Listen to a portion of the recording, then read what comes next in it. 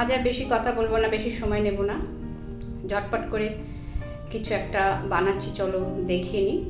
পাশের বাড়ি মাসিমা দেশের গাছ আছে, দেশের থেকে আম এসেছে, তো আমাকে কয়েকটা আম দিয়েছে, তো সেই আম দিয়েই আজকে কিছু একটা বানাচ্ছি। তো তালেরও যেমন অনেক কিছু হয়, আমেরও অনেক রেসিপি হয়, তো আজকে একটা অন্যরকম কিছু বানাচ্ছি যেটা আমি আগে কখনো বানাইনি। তো চলো দেখি। এই যে গাছ পাকা আম, আমের সাথে একটু নিম পাতাও দিয়েছে, মাসিমার গাছের নিম পাতা, সেটাও তোমাদের একটু দেখিয়ে দিলাম। এবারে আমগুলো ভালো করে ধুয়ে আমি খোসা ছাড়িয়ে নিয়ে পিস করে রাখব। আশা করি সবাই ভালো আছো। সবাইকে আন্তরিক শুভেচ্ছা জানিয়ে আজকে আমের এই চটজলদি ভিডিওটা তোমাদের সাথে শেয়ার করছি।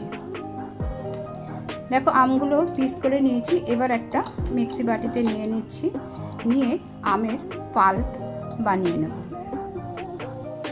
সুস্বাদু রসালো ফলের রাজা আম বেশিরভাগ মানুষই ভালোবাসে, তবে অনেকে ভালোবাসে না, তারা যে কেন ভালোবাসে না জানি না। আর খুব গরম পড়ারও দরকার আছে, তবেই তো গাছে আম কাঁঠাল পাকবে, আর আমরা তো সেই গাছ পাকা আম কাঁঠালটা খেতে পারি। কার্বাইড বা অন্য কোনো রাসায়নিক দিয়ে পাকালে সেই মিষ্টি ভাবটা তো আসে না। তো ঠিক আছে, চলো এবার আসল রেসিপিতে আসি। এবার আমি একটা বাটিতে টেবিল চামচের 3 টেবিল চামচ আমি ময়দা নিয়ে নিচ্ছি। আজ বানাবো আমি আমের কচুরি। আমার কাছে ক্ষীর নেই, এতে ক্ষীর দিলে খুব টেস্ট হয়, তাই ক্ষীরের বদলে আমি 1 টেবিল চামচ আমুল স্প্রে দিয়েছি, আর 2 চা চামচ আমি চিনি দিয়ে দিলাম, আর ঠিক 1 পিঞ্চ আমি লবণ দিলাম। এর থেকে বেশি লবণ দিলে ভালো লাগবে না। আর সাদা তেল দিলাম 3 চা চামচ। এবারে সেই আমের পাল্পটা আমি এই 3 টেবিল চামচ ময়দাতে আমের পাল্প লাগবে 1 টেবিল চামচ, তবে কিন্তু ডোটা ভালোভাবে তৈরি করা যাবে। ডো তৈরি করে একটু তেল মাখিয়ে আমি মিনিট 10 চাপা দিয়ে রেখেছিলাম। চাপাটা খুলে আবার ভালো করে ঠেসে নিয়েছি। এবারে আমি ছোট্ট ছোট্ট লেচি বানিয়ে নিচ্ছি, খুব ছোট, সাধারণ লুচির থেকেও ছোট আমি লেচি বানাচ্ছি। 3 টেবিল চামচ ময়দা আর 1 টেবিল চামচ আমের পাল্প থেকে 12খানা ছোট ছোট লেচি হয়েছে।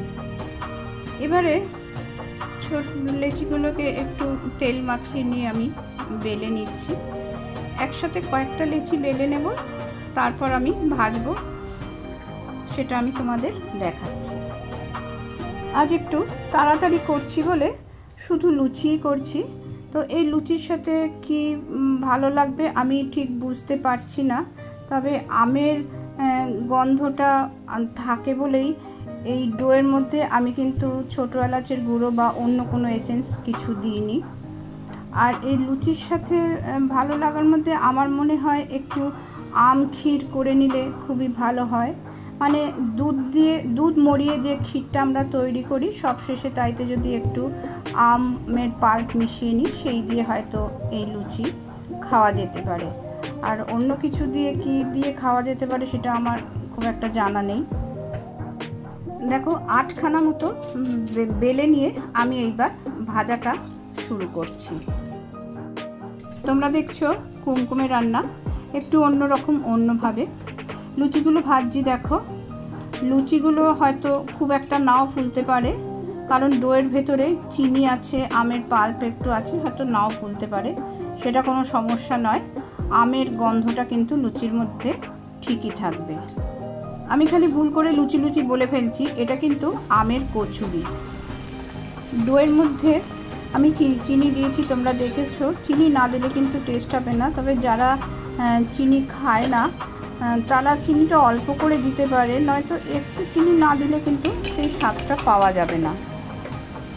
আম কচুরিগুলো সবকটা ভেজে নিয়েছি, ইচ্ছা আছে মাসিমাকে একটু দেবো। আম কচুরির রেসিপিটা তোমাদের কেমন লাগলো জানিও অতি অবশ্যই।